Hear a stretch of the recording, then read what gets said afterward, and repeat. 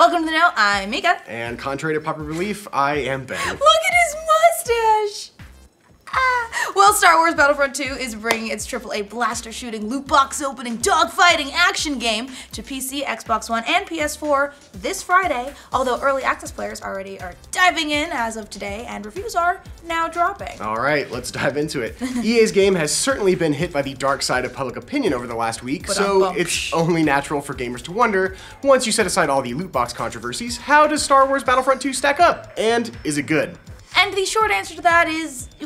okay, so there's not really much of a short answer at all. Star Wars Battlefront 2 is currently sitting at a 79 on Metacritic at the time of writing, and a 75 on OpenCritic. Okay, well, if you're wondering how that compares to the previous entry, Star Wars Battlefront 1 pew-pewed its way to a 73 on Metacritic, and the original 2005 Battlefront 2 ended up at an 83. So can we have that one back, please? I like the original one. Let's do it. That would be nice. But of course, we've got to dish out some caveats about these review scores. They're likely going to change, because some reviewers are holding off on their official reviews until they can spend more time with the game's real progression mode, because, you know, apparently EA changed the progression values and credit rewards a bit after their review event from their final release, so reviewers are taking their time to evaluate it more properly. It's because, seriously, the progression system is one of the biggest sticking points of Battlefront 2, and remember our video from yesterday, there was that hubbub about it, and 60,000 credits, now it's not, but still shitty. Anyway, continue. Cool. So the Metacritic value will probably change a little bit as those come in,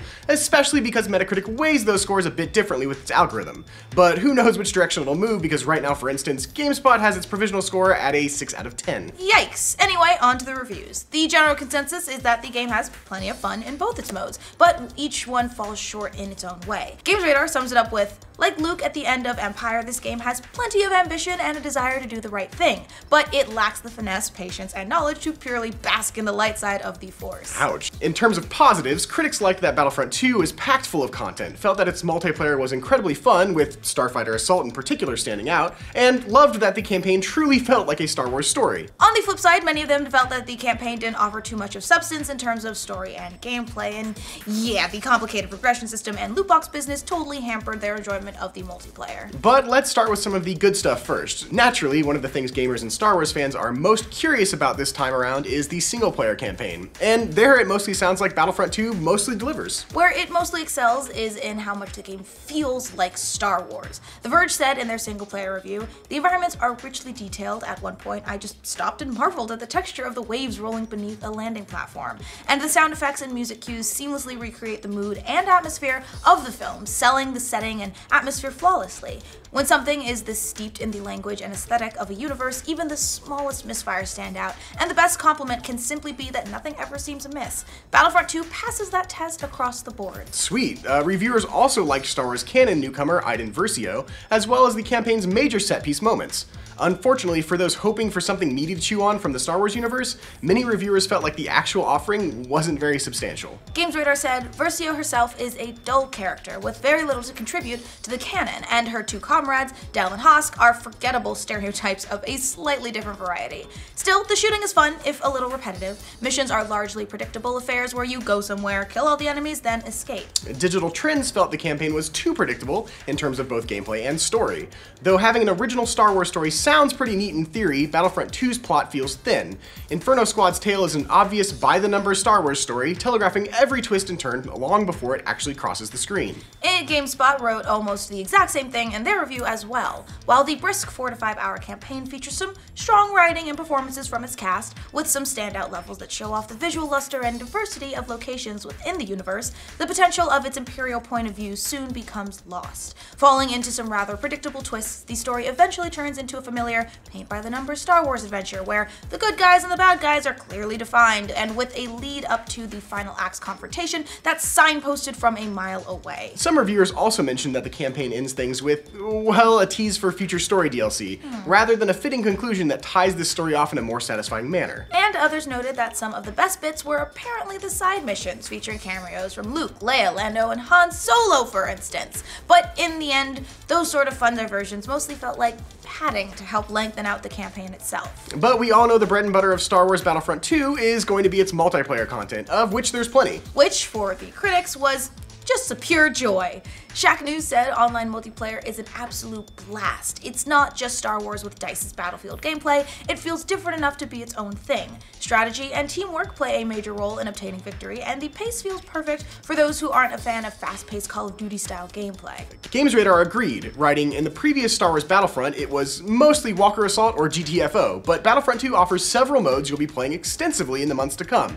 The new Starfighter Assault mode is an absolute highlight, taking the objective-based attack and defend mantra from the old Walker Assault and applying it to epic space battles. Starfighter Assault was mentioned in multiple reviews, and it sounds like the dogfighting and space combat really shines. I mean, as it should, it's combat in space. The controls are tight, the battles are epic, and it really feels like you're making a difference in turning the tide of some truly enormous confrontations. Galactic Assault has also been tweaked and expanded in ways that make it more enjoyable as well. For many reviewers, it's probably where you'll spend the majority of your time, battling out in big 20 versus 20 objective-based matches. And if you did love the mode in the first game though, these changes might not go all the way to fixing everything for you. Digital Trend said it's simply too chaotic. The maps are enormous, projecting a sense of scale, but also turning these 40-player matches into long-distance shootouts as you take shots and receive fire from tiny figures in the distance. The battles remain confusing and chaotic, and despite the idea that you can choose your role as you fight, it can often feel like you're just another body being thrown into the line of fire or taken out from an unseen enemy just as you finally get back into the thick of things. Sounds like most of my Call of Duty experience. Yeah. Despite all the fun reviewers had with the multiplayer, we've of course got to talk about the fact that they were totally put off by what many called a convoluted progression system, of which we've heard plenty of over the last week or so. For those gamers wondering if the loot boxes, microtransactions, and star cards get in the way of fun, yeah, it sounds like it might. Sorry. GameSpot said not only is the entire system confusing, it's also problematic that most of your unlocks and earnings come from opening loot crates. By relying on randomly yielded weapons, resources, cosmetic items, and star cards of varying grades, Battlefront II ties its progression to dice rolls. Get it? Dice rolls? Alright. Ha. Ha, ha, ha. I got on my laughs out for that one. They went on to write, in this way Battlefront II plants itself in the same territory as free-to-play games, with much of its content and characters tucked away behind progression walls and randomized loot crates. This is an especially disappointing reality for a full-priced release. Above all, it ends up doing a disservice to the core gameplay, which can still provide solid moments of enjoyment despite the looming presence of its progression systems. Shack News commented, I didn't mention the loot crates in my review of Middle-earth: Shadow of War, mainly because they in no way affected my gameplay's experience as they were 100% optional. It's the exact opposite when it comes to Star Wars Battlefront 2. The loot crates are a key part in the online modes. You need them and there's no getting around it. The only way to unlock star cards for your class, hero, ship is to purchase loot crates, and it sucks big time. All right, pull out those wallets. Ultimately, it's going to be up to the player to decide if that ruins it for them. Eurogamer wrote, when it clicks into place though, there's nothing quite like it, and all the drama and dubious decisions made elsewhere shouldn't eclipse DICE's often incredible achievements. So, to recap, Battlefront 2 offers way more than its predecessor, but it sounds like your mileage may vary. The campaign sounds like it's worth playing as a nice follow-up to Return of the Jedi, but it's not going to offer you too much in the way of surprises and doesn't flesh out the canon all that much. And on the multiplayer side, if you can trust that EA will continue to fix some of the issues players have been talking about over the last few weeks, you should still have plenty of fun. But it definitely hampered the enjoyment for many of the critics that reviewed it. So that about wraps up our Battlefront 2 review roundup. What do you guys think of these early reviews? Are you planning on getting the game? Are you dark side, light side? Do you pew pew? Pew pew. Let us know in the pew pew comments. For more coverage of the fall's biggest releases, remember to like this video and subscribe to the Know. Pew pew. Pew pew. Pew pew pew pew. Space battles. Apparently they think so. Apparently they think so. Yeah.